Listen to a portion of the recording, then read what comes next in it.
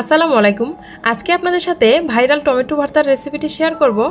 এইভাবে যদি টমেটো ভর্তাটা করা হয় গরম গরম ভাতের সাথে যে কি ভালো লাগে আপনারা তৈরি করে না খেলে বুঝতেই পারবেন না। টমেটো ভর্তাটি তৈরি করার জন্য শুরুতে এখানে কিছু পাকা টমেটো নিয়েছি।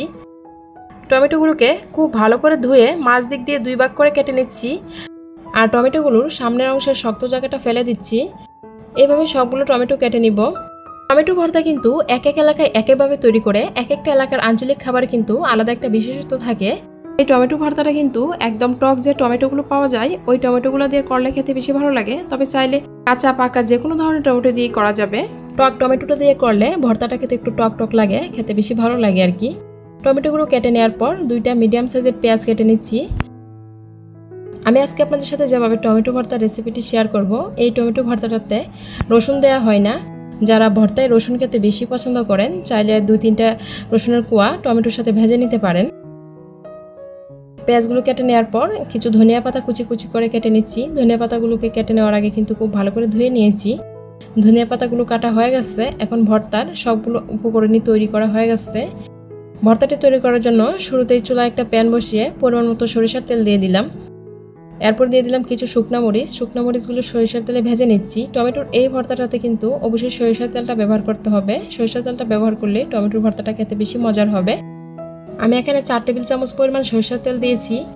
মরিচগুলো ভেজে নেওয়ার পর এই পর্যায়ে কেটে রাখা টমেটোগুলো দিয়ে দিচ্ছি। সরিষার তেলের মধ্যে টমেটোটাকে খুব ভালো করে সিদ্ধ করে নিব।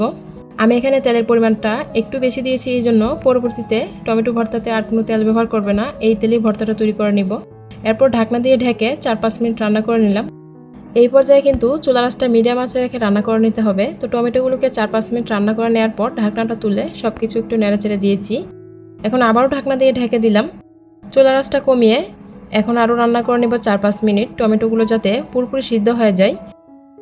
প্রায় 10 মিনিটের মতো টমেটোগুলোকে রান্না করে নেওয়ার পর টমেটোগুলো সিদ্ধ হয়ে গেছে। এখন টমেটোগুলোকে আর ঢাকনা দিয়ে ঢাকবো না, টমেটোগুলোর পানিটা একটু টেনে নিয়ে ভর্তাটা তৈরি করে নিব। টমেটোগুলোকে ঠান্ডা করে নেওয়ার পর এখন ভর্তাটা তৈরি করে নিচ্ছি। ভর্তা তৈরি করার জন্য শুরুতে একটা বাটিতে পরিমাণ মতো লবণ নিয়ে নিলাম। এরপর দিয়ে দিলাম ভেজে রাখা শুকনা মরিচগুলোকে হাত দিয়ে খুব ভালো করে মেখে নিয়েছি। আজকের টমেটো ভর্তাটা আমি শুকনা মরিচ দিয়ে করতেছি, চাইলে আপনার কাঁচা মরিচ দিয়েও এইভাবে টমেটো ভর্তা তৈরি করে নিতে পারেন। কাঁচা মরিচ দিয়ে করলে মরিচটাকে তেলের মধ্যে একটু ভেজে নিয়ে করবেন আর কি। এরপর এখানে কেটে রাখা পেঁয়াজের কুচি ও ধনিয়ার পাতার কুচি দিয়ে দিলাম। ধনিয়া পাতা ও পেঁয়াজের কুচিটা হাত দিয়ে খুব ভালো করে মেখে নিচ্ছি, পেঁয়াজ কুচিটা যাতে একটু নরম হয়ে যায়। তো যখন সবগুলো খুব ভালো করে মেখে নেওয়া হয়ে যাবে তখনই এতে ঠান্ডা হয়ে থাকা টমেটোগুলো দিয়ে দিচ্ছি। আর টমেটোগুলোকে কিন্তু অবশ্যই একটু ঠান্ডা করে নিয়ে ভর্তা তৈরি করে নিতে হবে। টমেটোগুলো দিয়ে টমেটোর উপরে ছালটা ফেলে দিচ্ছি। সবগুলো ছাল বেছে দেওয়ার পর এখন সবগুলো হাত দিয়ে খুব ভালো করে মেখে নিব। এই পর্যায়ে কিন্তু আর কোনো সরিষা তেল দিব না, যেহেতু আমরা শুরুতে সরিষা তেল দিয়ে টমেটোগুলোকে ভেজে নিয়েছিলাম।